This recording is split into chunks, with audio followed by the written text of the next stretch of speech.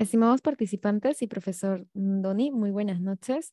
Sean bienvenidos a esta conferencia del día de hoy, que nos va a acompañar en esta oportunidad el profesor Doni, que es súper capo en su especialidad. Mi nombre es Stephanie Castañeda y soy parte del equipo de capacitación del Instituto de Regulación y Finanzas de la Universidad de San. Antes de iniciar con esta conferencia, lo que vamos a hacer es la presentación de nuestro instituto. Somos líderes en los sectores regulados y económicos, con 20 años de trayectoria en capacitación y consultoría empresarial. Asimismo, más de 10.000 profesionales se capacitan con nuestros programas de alta especialización, además de más de 250 instituciones públicas y privadas han sido atendidas en consultorías especializadas. Además, más de 50 asesorías económicas financieras han sido brindadas por nuestra institución y más de 20 valorizaciones en activos y empresas, con más de 50 empresas del sector público y privado que han realizado capacitaciones a través de todos nuestros servicios. Nuestros servicios son los siguientes. Tenemos en consultoría empresarial. En esta brindamos soporte en el desarrollo y fortalecimiento de las instituciones públicas y privadas a nivel nacional e internacional, a través de asesorías altamente especializadas en temas económicos, financieros, regulatorios y legales, tanto en APPs y proyectos y activos, consultoría de negocios, regulación, asesoría legal. Además, estas capacitaciones especializadas que brindamos en los diferentes sectores regulados y económicos, con un enfoque en el sector público, a ejecutivos profesionales son en temas de agua y saneamiento, gestión pública, CPPs, salud médica, telecomunicaciones, banca y finanzas, hidrocarburos y gas, seguridad de salud en el trabajo, justo el tema que vamos a ver hoy, el legal, electricidad, minería, seguros ambiental. Les invitamos a que puedan seguir nuestras redes sociales. Contamos con Facebook, Instagram, LinkedIn y también con nuestra tienda virtual. Al finalizar la conferencia les vamos a brindar el link para que puedan visitar nuestra tienda virtual. En esta puedan conocer los diferentes diplomas que tenemos, los cursos, seminarios, revistas y todo respecto a nuestra institución que se puedan ir enterando. Les damos la bienvenida a la conferencia especializada Estado y Sociedad, los retos del desarrollo inclusivo en las personas con discapacidad, dirigido al sector seguridad y salud en el trabajo, a cargo del profesor Donica Yupe. Él es exdirector de programas de aldeas infantiles SOS, actualmente jefe de la Unidad Territorial de Lima del programa de apoyo directo a los más pobres juntos, MIDIS. Asimismo, él es magíster en economía de la Universidad San Marcos, es egresado de la maestría en administración con mención en gerencia de programas y proyectos sociales de la Universidad Cayetano Heredia. Él es sociólogo con experiencia en el sector público y privado en programas sociales, relaciones comunitarias e intervención con poblaciones vulnerables, especialmente con la infancia y juventud, personas con discapacidad y comunidades campesinas e indígenas. Profesor Doni, muy buenas noches. La conferencia es toda suya. Muchas gracias, Stephanie. Muy buenas noches con todos y todas. Un saludo cordial a todo el público presente y asimismo también el público que nos está viendo por Facebook Live. Bueno, quiero agradecer a Sam por esta invitación para poder exponer un tema muy importante, un tema que es bastante tocado en los últimos años y a la vez también descuidado. En ese sentido, voy a ser bastante preciso, voy a tratar de hacer en menos 45 minutos mi exposición, enfocándome a un sector económico, sector eh, social, que trabaja bastante con la población con discapacidad. Es así que ya me presentó Stephanie, ¿no? Mi nombre es Donica Yupe, ya hizo mi presentación, ya tengo aproximadamente 18 años trabajando en el sector público y privado. Actualmente estoy trabajando en el Ministerio de Desarrollo e Inclusión Social. Trabajo bastante con poblaciones vulnerables, ¿no? Infancia, juventud y también con una población que es la población de las personas con discapacidad, ¿no? Un poco me orienta ahí. Desde el trabajo veo a diario las dificultades que asume este reto y esta población, el cual mi exposición va a ir orientada un poco a ver cuáles son los retos que tiene que asumir el Estado con las personas con discapacidad. Asimismo, no solamente estamos conformados de Estado, estamos conformados también de la sociedad civil. ¿Cuáles son los retos de la sociedad civil? Uno de los problemas a nivel nacional es la desigualdad y la exclusión. Y cuando hablamos de desigualdad y exclusión, hablamos de poblaciones vulnerables como la infancia, discapacidad, poblaciones indígenas, comunidades campesinas, etcétera, ¿no? Que se complejiza la desigualdad social y la exclusión en dichas poblaciones. ¿Qué hacemos? ¿Qué avances hemos tenido? ¿Qué retos nos esperan a partir de ahí? Es así que en mi exposición y mi ponencia he orientado un poco la primera parte, un análisis sobre las construcciones sociales. Y que en mi experiencia y la obra de muchos autores como Bourdieu, Stalkenking y otros, habla sobre el inicio de las dificultades que pueden asumir no solamente la población con discapacidad, sino otras poblaciones, parte de un término que se llama las construcciones sociales. Voy a dar un enfoque sociológico en la primera parte, luego voy un poco a ahondar un enfoque estadístico con una combinación de un enfoque de derecho jurídico y termino con un enfoque multidisciplinario, porque esto es un abordaje multidisciplinario. Me gustaría que todos participen en esta ponencia y les lanzo una primera pregunta para todos y todas. ¿Qué palabras se les viene a la mente si hablo en término personas con discapacidad? ¿Qué se les viene a la mente? La palabra que se les viene a la mente puntualmente. Me gustaría ver que escriban en el chat. Personas con habilidades diferentes, dice Yesenia. ¿Qué más? A ver, ¿qué palabras se les viene a la mente cuando digo personas con discapacidad? Derechos, nos dice Carlos. Muy bien. ¿Qué más? A ver. Persona con ciertas limitaciones físicas y de... Muy bien. Personas con limitaciones físicas. Stephanie, personas con algunas limitaciones. José Carlos, inclusión. Juan Carlos, vulnerabilidad y un poco excluidos. Muy bien. Me quedo con esos ejemplos. Eso es la concepción que tenemos, ¿cierto? Y muy probable que tenemos exclusión, derechos, personas que tienen otras capacidades, etc. Es así, cuando hablamos entonces de este término de discapacidad, hay un sinfín de conceptos que rodean nuestra sociedad. Muchos drásticamente dicen sin capacidad. Algunos dicen no sabe hacer nada. Otros dicen derechos, inclusión. Otros dicen personas con limitaciones. Y encontramos dentro de una mirada, de una visión integral de la sociedad, diferentes puntos de vista, diferentes concepciones sociales. Es ese término que nosotros lo llamamos construcciones sociales. Las construcciones sociales muchas veces definen la ruta, el liderazgo, la intervención, las políticas sociales, la gestión pública, porque las construcciones sociales están en un individuo y ese individuo aterriza en una norma, aterriza en una política o aterriza en algún documento de gestión, tanto privado como público. Estas construcciones sociales tienen un poder tremendo en la actuación del Estado y de la parte privada. Es así que voy a tocar y voy a empezar esta ponencia hablando de las construcciones sociales como punto de inicio para poder abordar y conocer la realidad. Cuando hablamos de construcciones sociales, entonces definimos, ¿no?, cómo la sociedad y la cultura influyen en la percepción y en la experiencia de la discapacidad. Cómo esa concepción puede a mí orientarme a hacer cierto tipo de acción.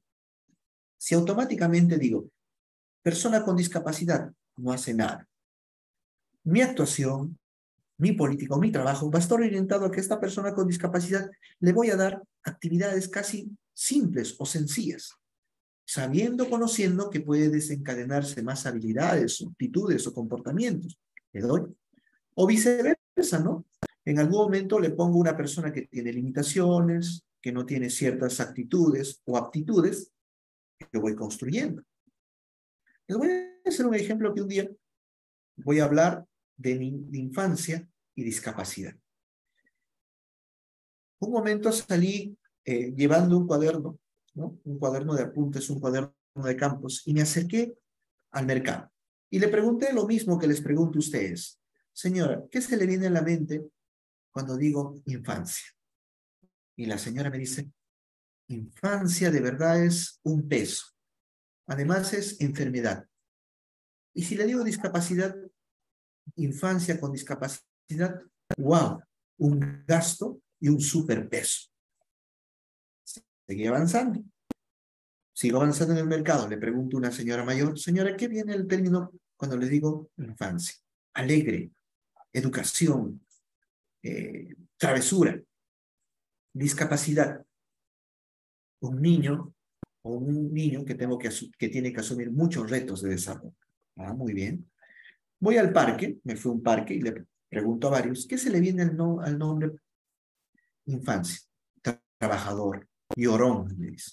Ah, y discapacidad, me responde y me dice, se me viene a la mente entonces un niño que voy a tener siempre una carga toda mi vida. Y justo la señora tenía un niño con síndrome de Down. Y me dice, es una carga, pero me siento feliz. Se sentía que había una combinación entre felicidad y carga, entre esos dos. Es así que la construcción social en una persona desencadena los comportamientos que una persona se predispone a otro, que se predispone a otro. Lo mismo en mi experiencia en algunas investigaciones sobre juventud, similar, ¿no? Cuando le preguntaba, ahí sí fue otra experiencia, preguntando a algunas autoridades, a algunos empresarios, sobre qué se le viene al término la palabra juventud. Y muchos de ellos me dijeron juventud, delincuencia, juventud, un proceso moratorio, juventud, aprendizaje, juventud que se pierde en las vanidades del mundo, y una de juventud, empresario y exitoso.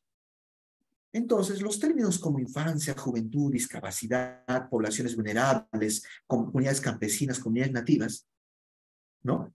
Que son las poblaciones vulnerables, tienen una fuerte carga de construcción social. Y gran parte de nuestro país, construcciones sociales negativas, a todo nivel. Desde la construcción de una política, un reglamento, un reglamento interno, externo, tiene una carga. No negativa, diría, sino una carga de desconocimiento.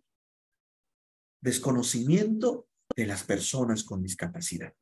Porque dentro de la diversidad, hablamos de género, sexo, lengua, discapacidad, hablamos de religión, grado de instrucción, lugar geográfico, y hablamos de una diversidad tremenda. Entonces se construyen construcciones bien complejas. Y uno actúa en función a la construcción lo que concibe. Si yo fuera el presidente de cierta institución y me dicen, realiza un proyecto, un programa en favor a las personas con discapacidad.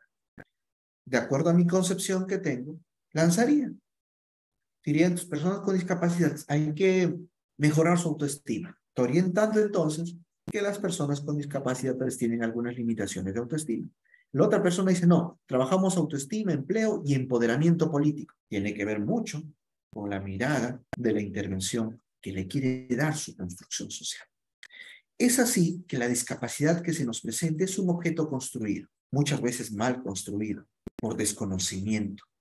Es así que podemos ver aquí también en mi diapositiva, cuando hablamos de construcción social, hablamos de un constructo histórico social.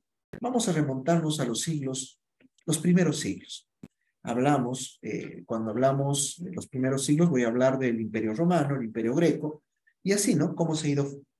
¿Qué nos decía un poco del Imperio Romano? Una persona era considerado aquel que nacía sin ningún tipo de limitación física, especialmente.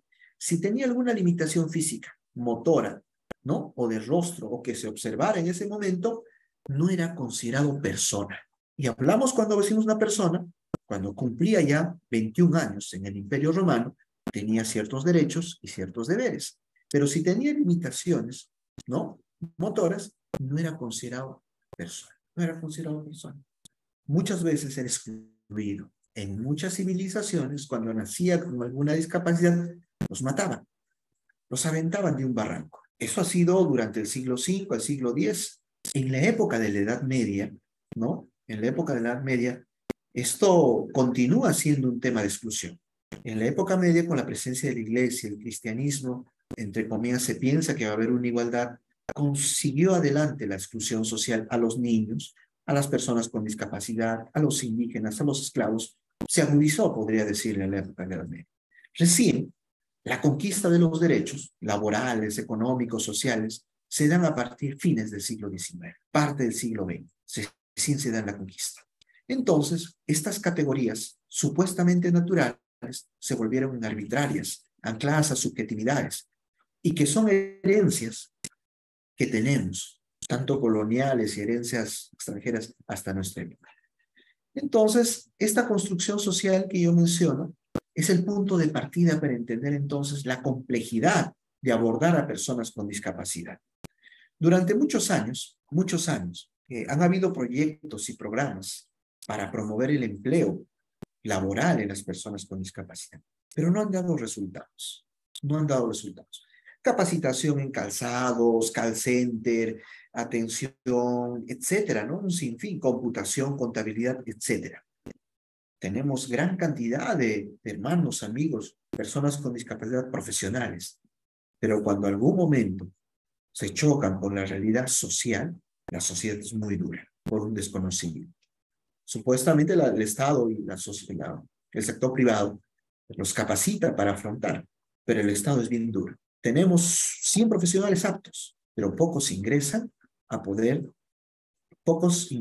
tienen la oportunidad de recibir un trabajo digno, tanto en el Estado como en el sector privado. Entonces, algo está funcionando. Es en realidad la percepción y la construcción social. Quiero compartir un video pequeño de una youtuber, ¿no? De Andrea. Quiero compartir esto. Tal vez lo han visto en TikTok, en YouTube. Es una de las pocas peruanas, podría decir, que se ha empoderado y lanza lo que siente y lo que observa en el día a día. ¿Y el cuál es nuestro reto entonces el día de hoy? Voy a presentar este video. Cuando eres una persona con discapacidad, todo el tiempo te consideran feo, fea. Y esto es de mi experiencia, pero obviamente si todo el tiempo te están diciendo que eres raro, anormal, un monstruo, pues obviamente eso no es bonito. A mí me pasaba que como yo muevo los ojos de manera involuntaria y siempre ha sido así, desde niña se burlaban de mí. Cuando tenía 11 años, un niño que a mí me gustaba me dijo, ay, pero ¿quién se va a fijar en ti? Nunca nadie se fijaría en alguien como tú. Y obviamente me destruyó. Y yo fui creciendo y encima siempre sigo flaca, entonces era como la plana, que mueve los ojos, horrible. Y luego llegó la etapa de usar el bastón. Y aquí yo siento que esto impacta de manera particular a las mujeres con discapacidad, porque como a las mujeres se nos enseña que nuestro valor radica en nuestra belleza, entonces yo me acuerdo que por mi cabecita de chibola pasó esta idea de, no, mejor no voy a usar el bastón, seguro me voy a ver fea y no, o sea, prefiero no usarlo. Y el bastón es una herramienta súper importante para lograr la independencia de las personas con discapacidad. Pero yo prefería, en ese momento, depender a verme fea. O sea, ¿se dan cuenta? Y obviamente esto ha cambiado. Y obvio yo también he tenido privilegios ahí, porque yo soy una persona ciega que para mucha gente tengo ojos normales y hay personas ciegas que tienen ojos diferentes. Entonces todo el tiempo se empuja. Todavía muero de la risa cuando hay personas que me dicen que por ser una persona ciega vivo en un mundo de ilusión y fantasía y los estereotipos visuales no impactan en mi vida. Claro que impactan. Ustedes mismos lo han notado cuando yo en esta cuenta he juzgado el físico de otras personas, porque obviamente me guío pues de lo que dicen los demás. O sea, soy un ser social. Pero también ha impactado directamente en mi propia percepción de mí misma, porque hasta ahora muchas veces me considero fea. Y obviamente hay días que no, que me levanto y digo, cha, qué espectacular que soy una diosa. Pero otros en los que odio mi cuerpo. Por eso para las mujeres, más aún mujeres con discapacidad, es complicado aprender a querernos. No es igual para los hombres. O sea, los hombres, por favor, no viven ni una cuarta parte de lo que se nos exige a las mujeres. O sea, a ustedes literalmente no les exigen ir maquillados a ninguna parte. Entonces sí, es duro. Pero chicas, somos hermosas. A pesar de que muchas probablemente no encajemos en esos estándares reducidos, diminutos de belleza, igual seguimos siendo hermosas porque la belleza está en la diversidad de nuestros cuerpos. Esa es la belleza, la diversidad. Entonces, lo que hemos podido apreciar es de Andrea Burga, ¿no? Es una TikToker que tiene historias muy interesantes. Yo les invito tal vez poner a Andrea Burga y nos ayuda a ver pues la situación que ella pasa y lo cuenta, ¿no? Y eso es lo que pasamos día a día. Yo creo que con eso es lo que se pasa. Tema bien complejo. En realidad, este tema podemos mantener que en nuestro país existen enfoques caritativos, segregadores, ¿no? Con relación a las personas con discapacidad, el cual excluye y discrimina las barreras actitudinales para enfrentar la igualdad y tener las mismas condiciones con los demás. Pues con esta precisión, un poco para definir el concepto, hay muchos conceptos, ¿no? Pero hoy voy a tomar el concepto de la OMS. Entonces se dice que una persona tiene discapacidad cuando tiene limitaciones físicas, mentales, intelectuales y sensoriales. Y existe una lista donde se divide, ¿no? ¿Qué situaciones son consideradas discapacidad, ¿no? Leve, media, moderado o tal vez fuerte, ¿no? Existe, ¿no? En esa situación, aquella persona que tiene limitación mental, intelectual o sensorial, ¿no? Y además que tiene diversas barreras que le impiden su plena participación en la sociedad, ahí podemos decir, ¿no? Que esas barreras generan esa limitación a las personas con discapacidad. En el Perú, a partir de 1960, se creó una primera instancia que era el Instituto de Rehabilitación para Personas con Discapacidad. En los años 60 recién se ha empezado a trabajar algunas políticas, pero cuando hablo de rehabilitación, hablo de un enfoque rehabilitador médico. El enfoque rehabilitador médico muchas veces no está dentro del espectro general del enfoque social de la discapacidad, porque el enfoque rehabilitador médico te dice muy bien, es una persona que tiene limitaciones y no puede hacer más cosas. Está orientado un poco más en las limitaciones. Pero después de eso, en los años 80 y 90, se ha ido construyendo el enfoque social de las personas con discapacidad. Y no solamente la discapacidad depende de un tema médico, de un tema netamente humano, biológico. Depende más de habilidades, capacidades, formas de, como dice André en su video, de cómo miramos en forma integral. Entonces, yo no puedo tener alguna limitación por un tema médico. Eso no me puede limitar. Eso es la ruptura, entonces, para mirar más adelante, ¿no? Mirar más adelante. Estos determinantes, por eso hablamos de la concepción del enfoque de la discapacidad, el enfoque social, que tiene una mirada interdisciplinaria, social, biológica, rehabilitadora, el cual se va manejando en este tiempo. Este enfoque rehabilitador, entonces, se sigue manejando, ¿no? Hasta ahora, que desde mi criterio no está mal, pero tiene una parte muy sesgada, que debe ser una mirada integral. Es por eso que en las instituciones públicas o privadas aparecen enfoques, ¿no? ¿Quién no ha escuchado el enfoque? Enfoque de género, enfoque intercultural, enfoque de personas con discapacidad, enfoque de derechos humanos, enfoque de gestión territorial, enfoque de desarrollo sostenible, y vamos a tener un sinfín de enfoques en nuestros documentos de planificación. Pero la pregunta es, los enfoques que más manejamos en nuestros últimos años, el de género, el enfoque intercultural, en cualquier proyecto de intervención, público o privado, manejamos. Pero la pregunta es, ¿cómo aterrizamos los enfoques en una intervención? Eso es lo complejo, porque los documentos dicen enfoque, ¿no? De personas con discapacidad. Pero no solamente el enfoque de personas con discapacidad es poner rampas, poner algún tipo de avisos grandes, ¿no? O audios. No solamente basta con ello. El enfoque va con reconocer que dentro de la diversidad que tenemos a nivel nacional y mundial, el reconocimiento de cada uno de la diversidad, sin limitaciones. Y eso conlleva, es una vivencia, es una práctica, más que un documento, más que un documento. Bueno, aquí presento un cuadro de la OMS donde veo alguna realidad, ¿no? Alguna realidad que se da. Por ejemplo, ¿no? La discapacidad afecta de manera desproporcionada a las poblaciones vulnerables. Correcto, y voy a hablar después de esto. Imagínate si combino discapacidad con género. ¿Se agudiza o no se agudiza el asunto? Discapacidad, género y poblaciones indígenas. ¿Se agudiza o no? Se agudiza peor el asunto. Voy a hablar de dimensiones de género, ¿no? Voy a hablar de género, de etnia, de lengua, si hablo, empiezo a combinar dimensiones, se agudiza el asunto. Se agudiza. Es por eso que ya cuando hablamos de poblaciones vulnerables se complica, ¿no? Pues las personas con discapacidad no suelen recibir la atención de la salud que necesitan. La infancia, la niñez con discapacidad tiene muchas probabilidades de no ser escolarizado, muchas veces. Tenemos pocas instituciones que son la educación básica especial que se dedican, ¿no?, netamente a esta educación especializada.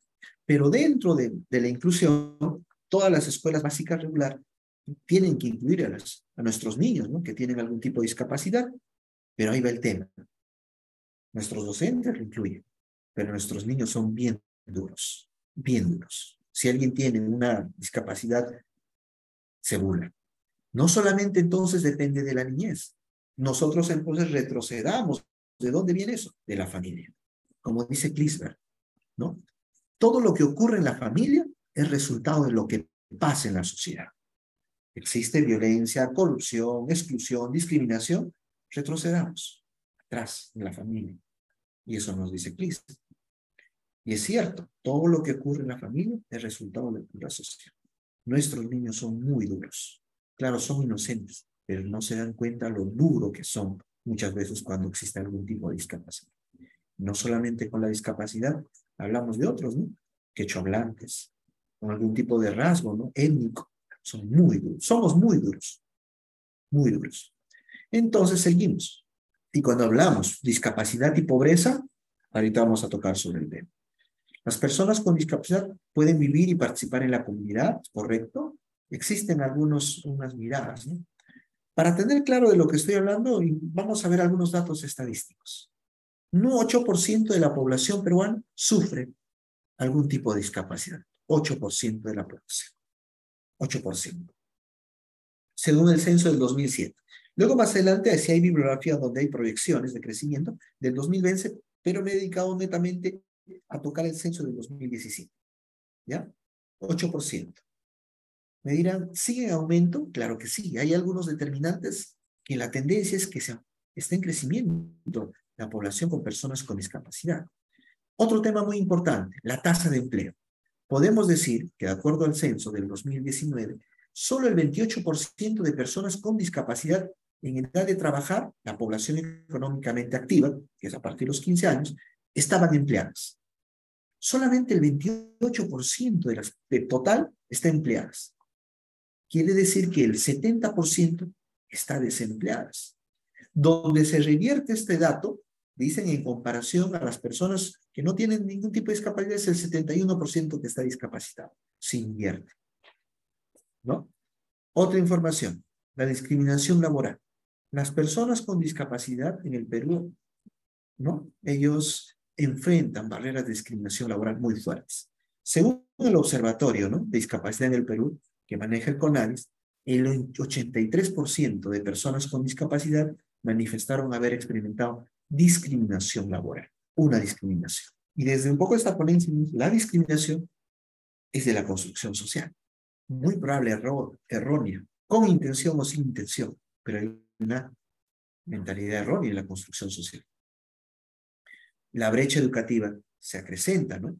Vamos a ver, de acuerdo al censo 2007, el 20.3% de personas con discapacidad no tienen ningún nivel educativo, en comparación al promedio nacional, que es el 8.1%. 1%. Seguimos. Cuando hablamos de ingresos económicos, vamos a ver. Según el censo del 2019, el ingreso promedio mensual de las personas con discapacidad es 914. A diferencia que el ingreso promedio, ¿no?, de las personas sin discapacidad es 1.500. Casi el doble, no tanto al doble, pero por ahí, ¿no? Los servicios a salud. Las personas con discapacidad en el Perú enfrentan dificultades para acceder a los servicios de salud adecuados, ¿no? 37.7% de personas con discapacidad no cuentan con un seguro de salud. Sea SIS, sea de salud, sea privado, cualquiera, no tiene un seguro. La participación social. Podemos decir que el 6.7% participa en actividades sociales o comunitarias. Solamente el 6.7%. Necesitamos empoderar también a las organizaciones sociales de base. Terminando, y quiero un poco detenerme en este dato del Ministerio de Justicia. En una encuesta del 2019 revela 3 peruanos con discapacidad han sufrido una discriminación. ¿Dónde? Principalmente en la calle. Los hospitales, la posta médica, 16%. Centros laborales, públicos y privados, el 15%. Cuando hablamos de una rehabilitación laboral, hablamos de una inclusión, hablamos de los mismos espacios donde consideramos que todo fluye, todo está yendo bien, y no es así. Las personas con discapacidad son el 4.º grupo más discriminado. Género, intercultural, y hablamos de las personas con discapacidad. Seguimos, y para terminar, ¿dónde está la mayor población donde incide? En Lima, ¿no? Lima es la mayor cantidad, con 6.8. Luego viene Arequipa, 6.7. Moquegua, 6.6. Y luego vienen Amazonas, con 3.3 de esta manera, ¿no? Es una gran cantidad. Hablamos el 8% de la cantidad total de peruanos. Ahora, hay un tema que también quiero mencionar. ¿Quién certifica si es una persona discapacitada o no? Hace muchos años atrás, la instancia certificadora era el CONADIS, ¿no? Con unos carnets. Y a partir de esos carnets, ¿no?, de certificación, era un plus para ingresar a un tema laboral, para ingresar a un concurso también de trabajo, alguna beca. Totalmente de acuerdo, había un plus, porque no puede estar en las mismas condiciones tal vez una persona que tiene discapacidad intermedia competir con otras. Había un plus que reconocía nuestro Estado peruano. Pero actualmente la norma ha ido cambiando. No solamente el CONADIS, sino ahora se ha puesto un poco más exigente, que el Ministerio de Salud, ¿no?, dentro de cada ministerio, ciertos hospitales con ciertas características se encargan de certificar, ¿no? Entonces aquí tenemos un sinfín de hospitales, pero ciertas que tienen un médico certificador se encarga de certificar a las personas con discapacidad por el MINSA, el cual nos sirve para múltiples actividades, ¿no? Ingreso a programas sociales, becas, ingreso a universidades, concursos públicos de empleo, etcétera, ¿no? Cabe mencionar que el 4.3% de las personas con algún tipo de discapacidad informó que se encuentra registrado en el CONADIS. Existe mucho desconocimiento. Hace un mes estuve por el distrito uno de los distritos del Callao, ¿no?, del Callao, y se acercó una señora, ¿no?, y me dice: joven, que me gustaría ser parte de algún programa del Estado que me apoye. Yo soy una persona con discapacidad hace 5 años. No he sido de nacimiento, sino por un accidente de tránsito. Y no camino. Tenía un andador donde caminaba. Sus pies no se movían. Necesito el apoyo porque tengo un hijo adolescente. Y le dije: señora, ¿usted está inscrito en el CONADIS? No, me dice. Menos aún entonces va a tener una certificación del Ministerio de Salud, que es un certificado oficial. No, me dice. Wow, señora. Entonces, agarré mi celular y le dije: acérquete a tal establecimiento de salud. Wow, pero de aquí queda a 1 hora todavía donde vivo. Tendré que pedirle a mi hermano que me ayude a trasladarme. Entonces, los centros certificadores están bastante lejos de la población. No pueden certificar también. Imagínate a una zona rural. Tiene que viajar horas y horas para llegar a la capital y certificarse. Costo de traslado. Y no solamente es un costo general, sino es un costo mutual especial, ¿no?, una carrera especial, el acompañante y otros gastos. Ahí entonces son algunos retos que el Estado tiene que acercar a los servicios a las personas con discapacidad. Miren este dato. Muchos, en el momento cuando preparaba esta diapositiva, me comentaba un compañero y le decía: mira, estamos en crecimiento, sí, pero qué raro, ¿no? Si el sistema de salud está mejorando, debemos también mejorar muchas enfermedades que generan discapacidad, y no es así. Del año 2000, miren mi diapositiva, voy a poner mi puntero láser, del año 2000, donde se crea el CONADIS, el 99 se crea el CONADIS, y el 2000 inicia el registro, ¿no?, inscripciones de personas con discapacidad. Inician con 4, ¿no? Y miren cómo ha ido avanzando la inscripción de personas voluntarias por año, ¿no? Han habido años que han habido inscripción de 10.000, 12.000, 15.000, pero a partir del 2015 2014 ya son inscripciones de 20.000, 22.000, 29.000, 38.000. El 2020 baja la inscripción. De hecho, que por la pandemia, ¿no? Se da esa lógica. Aquí, pero el 2021, 43.000. Hasta el corte de la información que saqué del CONADIS, tenía hasta el 2022, hasta enero. Hasta enero del 2022, habían 4.091 personas inscritas. La tendencia es a crecimiento. La tendencia a crecimiento. Sí tenemos nuestro sistema de salud cada vez es mejor, etcétera, pero también enfrentamos a enfermedades crónicas complicadas, etcétera. Entonces va en crecimiento. Cuando hablo entonces del vínculo de personas de la discapacidad y pobreza, se agudiza bastante el asunto. Miren en la imagen a una persona que tiene discapacidad y no tiene los recursos necesarios. No puede acceder a un empleo decente y oportunidades económicas.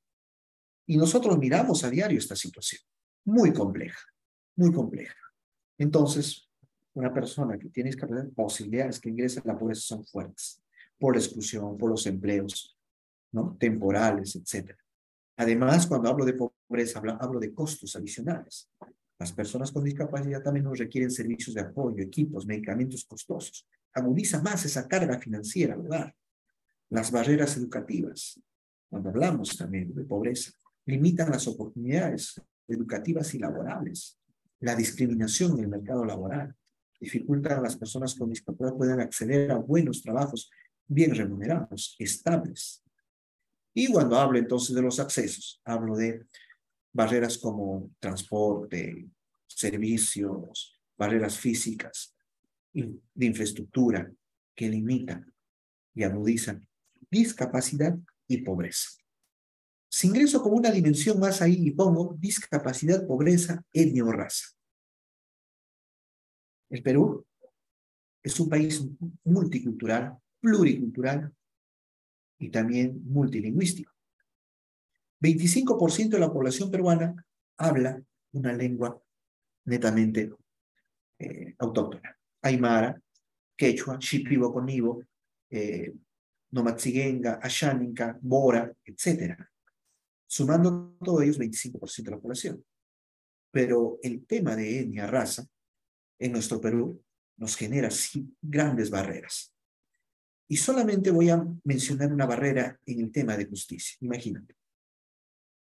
¿Qué nos dice nuestra Constitución política? Todo peruano tiene derecho a llevar su proceso o ser atendido por una institución pública o privada en su lengua materna. Si yo soy quechua hablante, debería atenderme la policía como un traductor en quechua. Debería atenderme. Como no estamos preparados, una mirada, eso es el enfoque intercultural, no estamos preparados, entonces lo que puede me entiende y me registra. El fiscal o el juez tiene que llevar el proceso, así dice, es un derecho constitucional, en la lengua materna, pero como el fiscal, el juez no conoce, también entonces, ¿no? Y como es población mínima, vulnerable, no hay un castigo ahí administrativo, no hay, se pasa por alto. Cuando hablamos pobreza, discapacidad y raza, lengua, se agudiza el asunto. Existen muchos desafíos del sector privado. El sector privado, solamente cuando yo observo los medios comunicativos, ¿cuántos emiten lenguaje de señas? Solamente el canal peruano. América, Frecuencia Latina u otros, nadie. Nadie. Ningún programa, ni los programas informativos que deberían emitir, ¿no? No hay. No hay. Es a todo nivel, entonces, que también hablamos, aquí combinamos con el enfoque, ¿no? De raza, ¿no? Hablamos entonces de la disparidad al acceso de servicios. Y existe una desigualdad en el acceso de salud, educación, etcétera, ¿no? Asimismo, ¿qué más saber? La discriminación múltiple, muy discriminatorios, a veces objetivamente y a veces subjetivamente. Por ejemplo, lo que sí he podido apreciar a nuestros hermanos, siempre lo digo porque trabajo con poblaciones indígenas o campesinas también, es muy duro en nuestra sociedad peruana. Nuestros hermanos están pasando por la calle cholo, llama, y así, ¿no? Cosas muy duras. Y que se ha normalizado. Pero tal vez a las personas con discapacidad no lo dicen directamente, pero es más duro con sus actitudes. Bueno, no le dices, tal vez directamente como lo dices por un tema racial, pero lo dices con el acceso al empleo, lo dices con el acceso a salud, lo dices con el acceso a oportuna educación. Y que es duro, es súper duro. Estas barreras culturales pueden influenciar a las personas por la raza, ¿no? Y responden a afectando el apoyo social, a la inclusión. Desigualdades estructurales, ¿no? Basadas en la raza, que pueden afectar determinantes sociales en salud, recursos, etc. Ahora voy a poner otra dimensión. Cuando hablo de la dimensión de sexo, varón, mujer, ¿no? Cuando hablo de las dimensiones de los roles de género. Ustedes han visto el video de Andrea. Andrea dice, wow, qué complicado todavía es cuando soy mujer. Seguimos todavía siendo una sociedad bastante con estigmas sociales, ¿no? Cuando hablo de discapacidad y sexo, hablo las mujeres y las niñas con discapacidad a menudo enfrentan barreras adicionales al servicio de salud, son adicionales todavía, con una atención médica. Violencia de género, barreras educativas, ¿no? Las niñas y mujeres todavía siguen sufriendo estas barreras educativas. Doble discriminación, ¿no? Aparte de ser personas con discapacidad, también hablamos entonces del tema de género.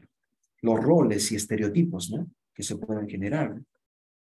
Muchas veces, aparte de ser personas con discapacidad, los diferentes sexos afectando la autonomía, la participación social, etc. Bueno, hasta aquí, miren, si yo empiezo a combinar, y eso enfrentamos en el sector público, en el sector privado, en los dos sectores. Si has visto en la encuesta, cuando decían, ¿sientes discriminación? 15% en el sector público y 14% en el sector privado. Y esos son los que están empleados. Y los que no acceden a empleo, se complejizan. Ya para terminar, dar por concluido, tengo algunos datos de la OMS del 2019, donde precisa, ¿por qué toman estos datos y no los últimos? Porque ahí precisa un estudio a profundidad, ¿no? Voy a tomar este tema. Las tasas de discapacidad están aumentando a causa del envejecimiento de la población y el aumento de las enfermedades crónicas. Me detengo ahí. Cuando hablamos de prospectiva. De nuevo, las tasas de discapacidad están en aumento por el envejecimiento de la población y el aumento de las enfermedades crónicas. Y aquí me detengo y voy a hablar sobre un tema que se llama el bono demográfico. ¿Qué es el bono demográfico? El bono demográfico es, de una y otra forma, un fenómeno sociodemográfico donde la población juvenil empieza a aumentar y luego esa población juvenil que aumenta pasa a ser la población adulta, vejez, y la población adulta aumenta y la población infantil disminuye. La población infantil, los niños disminuyen. Lo que está ocurriendo en Europa, lo que está ocurriendo en Chile, ¿no? Países que están en pleno bono demográfico. ¿Qué quiere decir? En estos años, hay gran cantidad de población infantil. Luego pasan a ser la cantidad de la población joven y luego adulta. Pero si yo pregunto a ustedes, que están asistiendo ahí, si les digo, ¿cuántos hijos tuvo tu hermano? Perdón, ¿cuántos hermanos tuvo tu papá o tu mamá? Me vas a decir, tuvo 6, 7 hijos. Si te pregunto a ti, ¿cuántos hijos? Mejor con la práctica con ustedes, para que no sea un monólogo, ¿ya? A ver, vamos. ¿Cuántos hermanos o hermanas tuvo tu papá o tu mamá? Describan en el chat. ¿Cuántos hermanos tuvo tu papá o tu mamá? 6, dice Sgrid, muy bien. 5, dice Sandy. 7, dice Stephanie. ¿Ya? Seguimos, a ver, ¿qué más? Uno más. El promedio es 5, 7, 8, dice, sin contar fallecidos. Claro.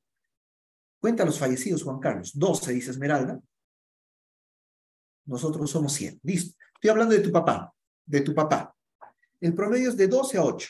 Voy a poner el mínimo, ¿ya? El promedio de la generación de tus padres es 8 años. Perdón, 8 hermanos. La generación de tus padres son 8 hermanos. Ahora te pregunto a ti, ¿cuántos hermanos tienes? ¿Cuántos hermanos tienes? 2, dice Sigrid. Esmeralda, 5. Lisbeth, 2. 7, 4, 4. ¿Ya? Pilar, 5. Sandy, 2. Conclusión. Es entre 3 a 4. 3 a 4. ¿Listo? ¿Eh? 8 la generación de tus padres. 5 a 3 la generación tuya. La pregunta es ahora, los que son padres, sé que hay muchos papás aquí, ¿cuántos hijos tienes? Los que son padres, ¿cuántos hijos tienes? 2. Juan Carlos, muy bien. ¿Quién más? ¿Algún otro papá? ¿Padre? ¿Padre, madre? A ver, ¿cuántos hijos tienes?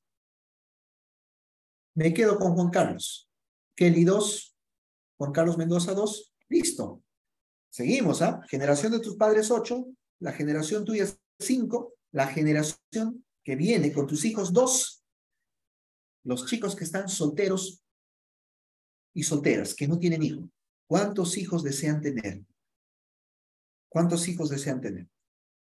0, dice Judith. Nada que ver con... Esmeralda, 1 quiere. ¿Ya? Sandy, ninguno. Sigrid, 2. Stephanie, 2. Listo. Está entre 0 y 2. El promedio es 1. Listo. Ahí está. Hemos hecho el laboratorio de lo que ocurre en la sociedad. Está ocurriendo aquí. De 8, 5, 3 a 1. Eso es el bono demográfico. De la cantidad poblacional que éramos, estamos reduciendo cada vez más. La población infantil y la población juvenil va a pasar a ser población adulta. Y así como menciona Stephanie, Sigrid, Sandy, Esmeralda, Judith, no quiere ningún hijo, esta generación no va a tener hijos. Vamos a llegar a la situación de Europa, Chile, que ya está iniciando su bono demográfico, donde nos vamos a poblar de población adulta y adulto mayor. Adulto mayor. ¿Pero por qué menciono eso? Porque la persona adulto y de adulto mayor, retrocediendo en mi diapositiva, dice, la tasa de discapacidad está en aumento por la causa del envejecimiento y las enfermedades crónicas. Preparémonos, entonces, que es una realidad que se va a incrementar la cantidad de población de personas con discapacidad por lo que acabo de mencionar. Así como ahora hay gran cantidad de niños, el 2030 hasta el 2050 se va a incrementar población discapacitada en adultos y adultos mayores. Es una realidad donde el sector privado, la empresa, la sociedad civil y el Estado tiene que empezar a trabajar a construir una sociedad equitativa, donde las construcciones sociales no generen un tipo de exclusión, donde el Estado tenga normas más fuertes. Actualmente tenemos la ley de personas con discapacidad, ¿no? Que es la ley marco. Tenemos la Declaración Universal de Derechos Humanos orientadas a personas con discapacidad. Y tenemos normas internacionales y nacionales donde muchas veces son solamente nominativas, donde tendríamos que analizar algún tipo de castigo, ¿no? Que actualmente no se da, ni se da ningún tipo de infracción administrativa. Solamente queda en un tema nominativo.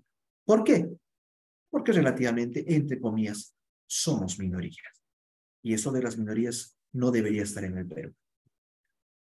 Para terminar, ¿cuáles son los retos y desafíos del Estado? Tenemos que seguir trabajando con una educación inclusiva. En Lima tenemos poquísimas instituciones educativas, educación básicas especiales. Debemos incrementar la cantidad, teniendo la mirada, ¿no?, que estoy mencionando. Pero muchos dirán, pero profesor, licenciado, de acuerdo a la data, los centros de educación básica regular, por norma tienen que incluir, sí. Pero no es, si tú le preguntas al niño, le dejan a un lado, no le dan la atención adecuada, no le dan la oportunidad, porque es complicado. Una persona con discapacidad representa 5 niños sin discapacidad. Eso es la limitación. El empleo y las oportunidades laborales es otro tema súper álgido. Es súper álgido, ¿no? La tasa de desempleo entre las personas con discapacidad es alta. Tenemos que seguir promoviendo la inclusión laboral a través de medidas de sensibilización a los empleadores, la eliminación de barreras en el lugar de trabajo, la promoción de políticas que fomenten contratación inclusiva. Con más fuerza, ser más arraigados en este tema. El acceso a la salud y servicios médicos. Igual, enfrentan serias dificultades.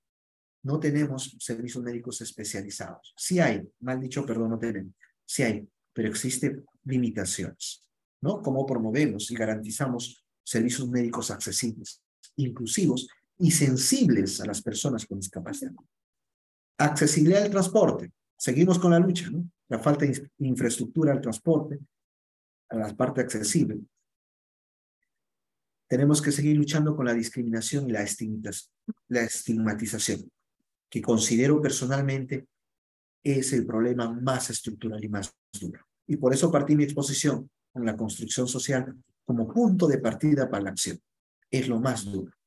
¿Cómo trabajamos? Ahora, ahí se me vienen otros temas más que a veces converso, tanto en el trabajo y también a veces cuando ejerzo docencia.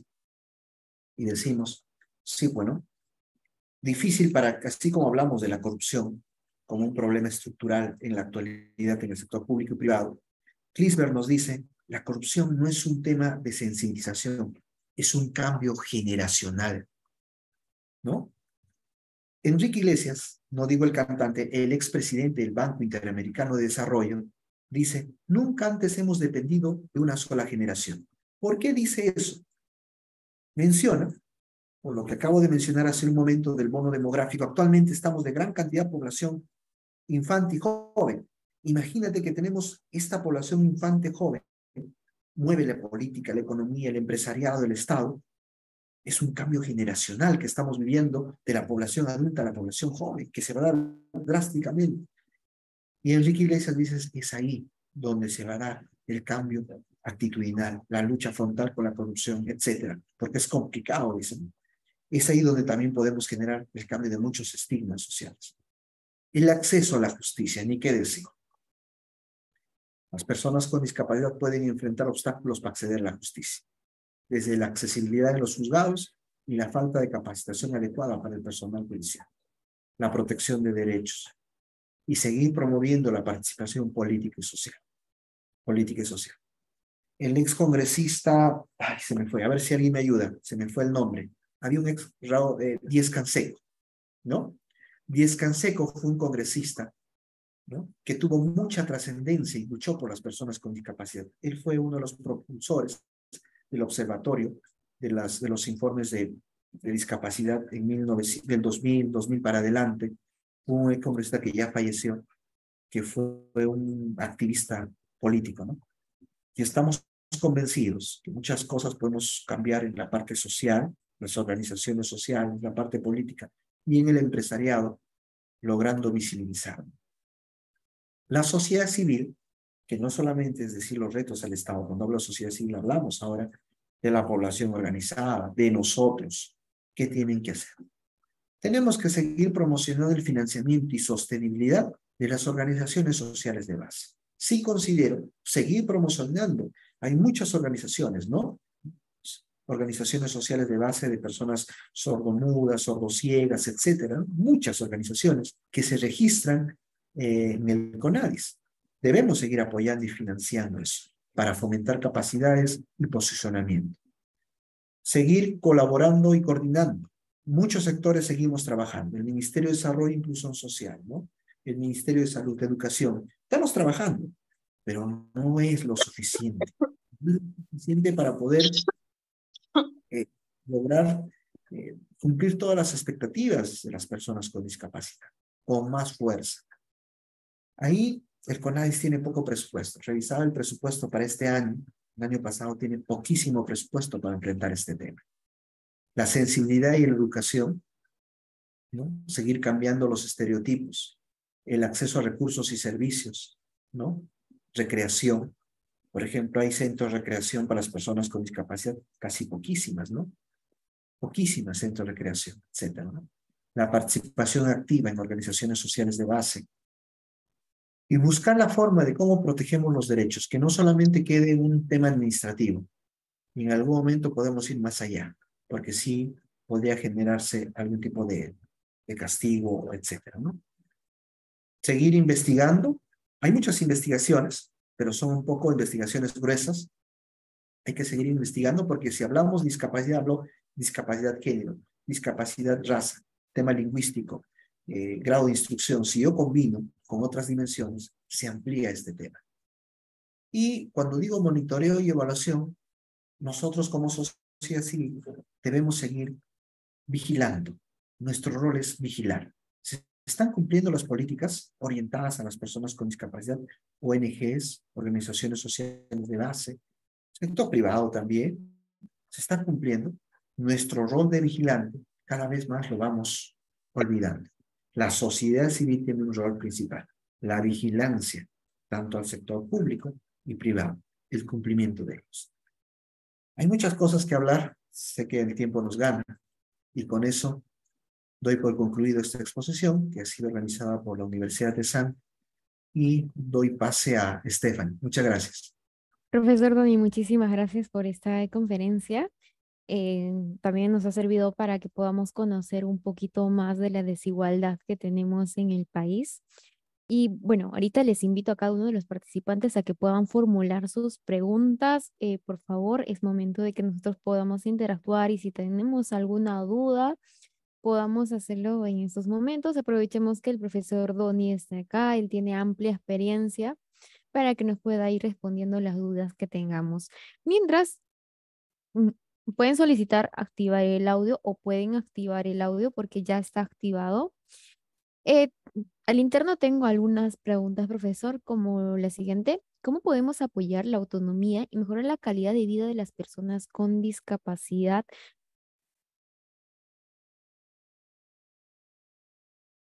Muy bien. Cuando hablamos, se me viene, cuando siempre hablo de discapacidad, hablo de género, interculturalidad, se me vienen varios enfoques a la mente.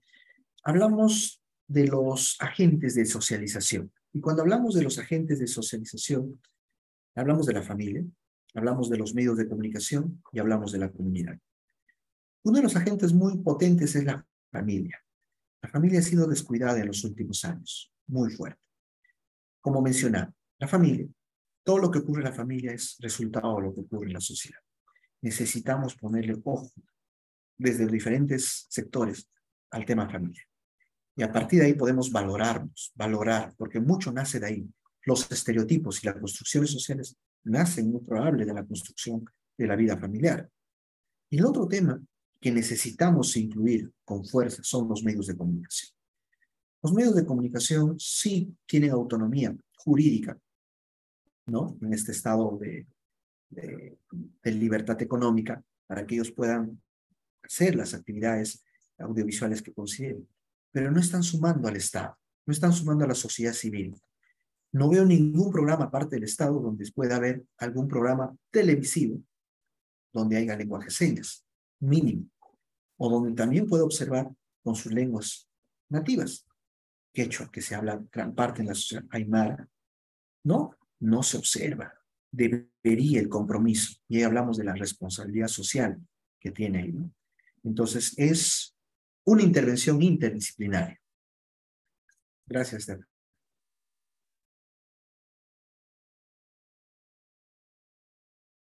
Gracias, profesor. Profesor, tengo una duda. Cuando usted menciona de que los programas tienen que estar, tienen que llegar en su lengua a las personas, por ejemplo, de la selva o de la sierra, ya sea en quechua u otro idioma de la o lengua de la selva, hacemos referencia a que las personas no están siendo incluidas y se podría considerar como una discapacidad o algo. No así. Ahí no hay ningún tipo de discapacidad. Ujú. Cuando hablamos de discapacidad, hablamos ya como una dimensión, la discapacidad, el tema de género otro y el tema de la interculturalidad otro. Entonces, cuando no incluimos, por ejemplo, aquí hablo, ¿no? El día de hoy, por ejemplo, si hubiera alguna persona que tiene problemas, ¿no? Mm, Auditivos, que alguien esté traduciendo en un lenguaje de señas. Sería lo óptimo, ¿no? Pero esto es una reunión pequeña, ¿no? Pero si hablamos ya de un medio de comunicación nacional, donde hablamos que el 8% de la población tiene algún tipo de discapacidad y el 3% tiene un tipo de discapacidad auditiva severa, que no escucha, estamos hablando de gran cantidad de población, debería haber mínimo en un programa televisivo una persona que por lo menos los, en los medios de noticias sea por lo menos una comunicación en lenguaje de señas, por lo menos, ¿no?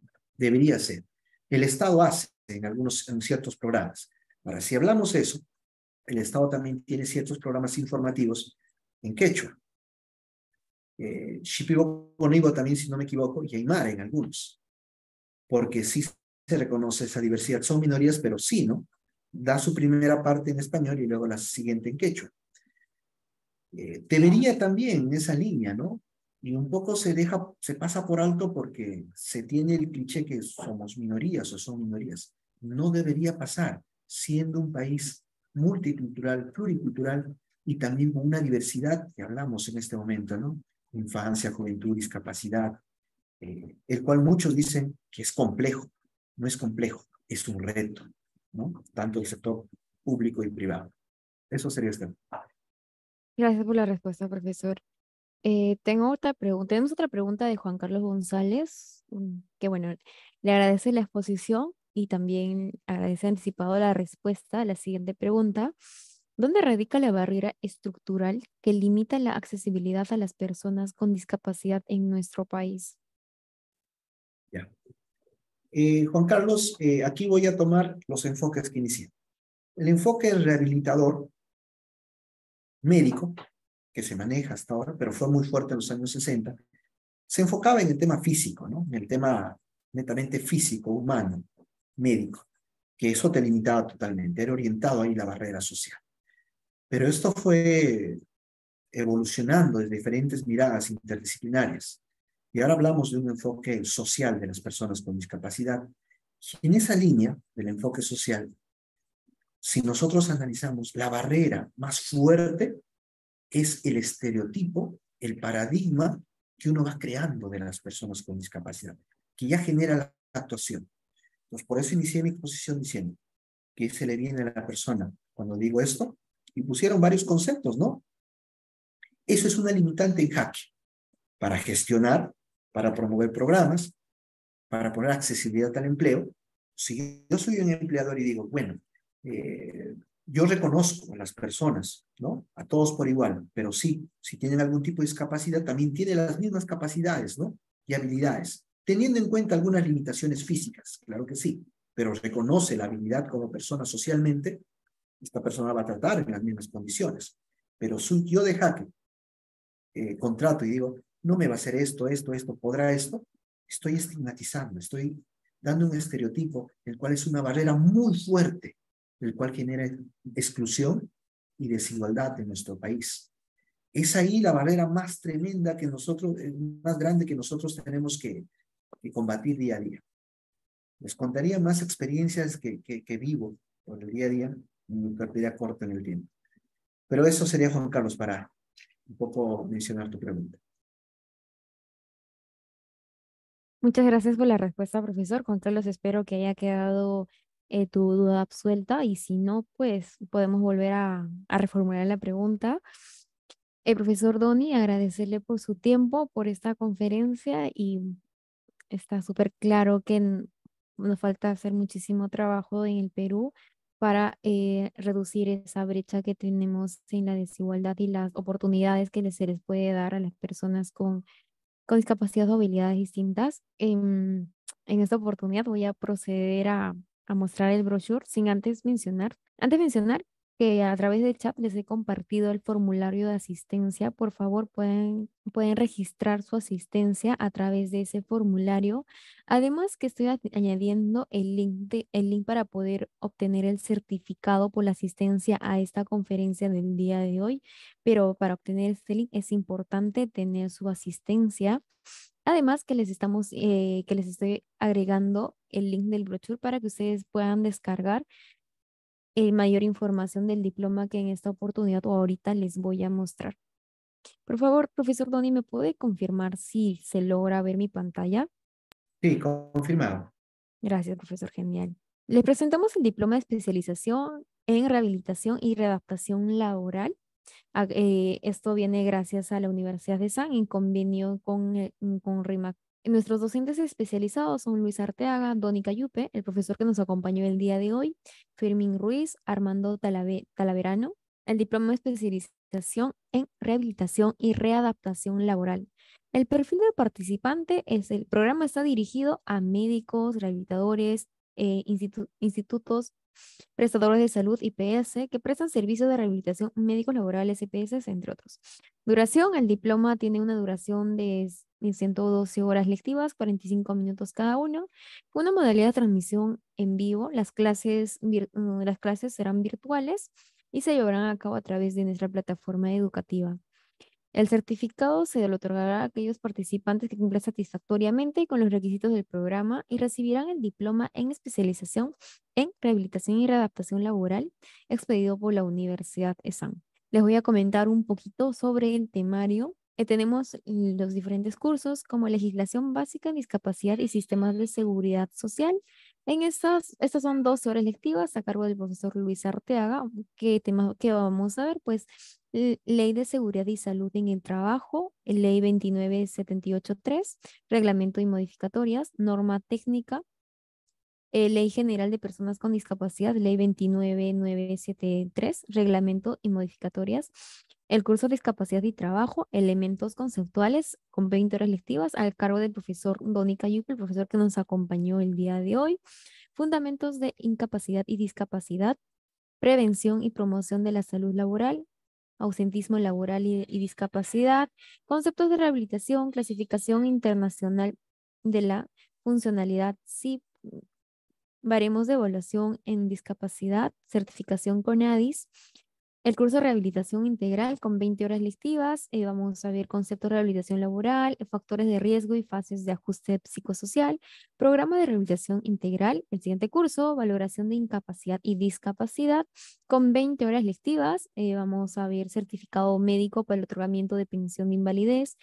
documento técnico o manual en CAPF, valoración de lumbalgia, la resonancia magnética y sus importancias en diagnóstico de lesiones musculoesqueléticas postraumáticas. Nuestros penúltimos cursos son Estrategia para la Readaptación Laboral, 20 horas lectivas a cargo del profesor Fermín Ruiz. Vamos a ver evaluación funcional, evaluación ocupacional, mecanismos de adaptación, exigencias del entorno y posibilidades de adaptación. Finalmente tenemos el curso Enfoque de la Medicina Laboral y Sistema de Administración de Riesgos aplicado a lo médico. 20 horas lectivas a cargo del profesor Armando Talaverano.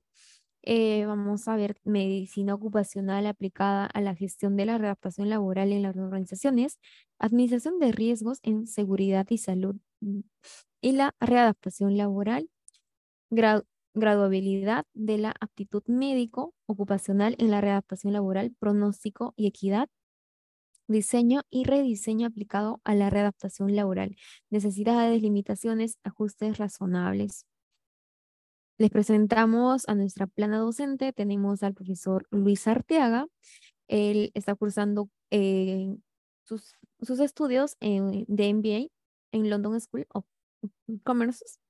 Es maestro en Gobierno y Gestión Pública y abogado de la Universidad San Martín de Porres, especialista en contrataciones con el Estado, gestión pública y derecho administrativo, experiencia en entidades del sector público, OCE y CONADIS, funcionario certificado por la OCE. El profesor Doni Cayupe, lo han conocido el día de hoy. Él es magíster en Economía por la Universidad San Marcos, egresado de Maestría de Administración, Convención y Gerencia de Programas y Proyectos Sociales de la Universidad Cayetano Heredia. Asimismo es sociólogo con experiencia en el sector público y privado de programas sociales. Actualmente él es jefe en la Unidad Territorial de Lima, ICA del MIDIS, programa Juntos.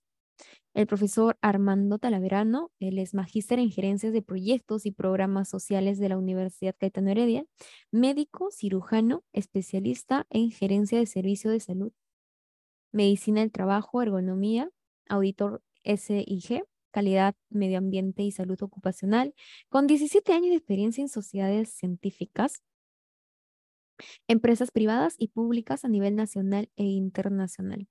Es asesor, auditor senior con temas en SGST, salud pública, salud ocupacional, medicina ocupacional, ergonomía.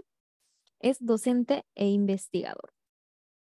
Tenemos finalmente al profesor Fermín Ruiz. Como les sigo mencionando, tenemos una plana docente con amplia experiencia que les va a ayudar que les va a guiar a lo largo de este diploma. Así que les animamos a que puedan tomar ese diploma y puedan capacitarse en ese tema bastante importante. Finalmente tenemos al profesor Fermín Ruiz.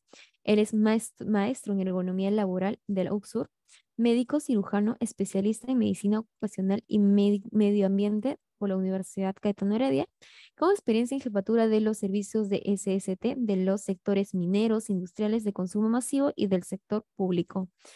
Es perito judicial en procesos de salud ocupacional, docente de posgrado, director médico de Inbiomedic.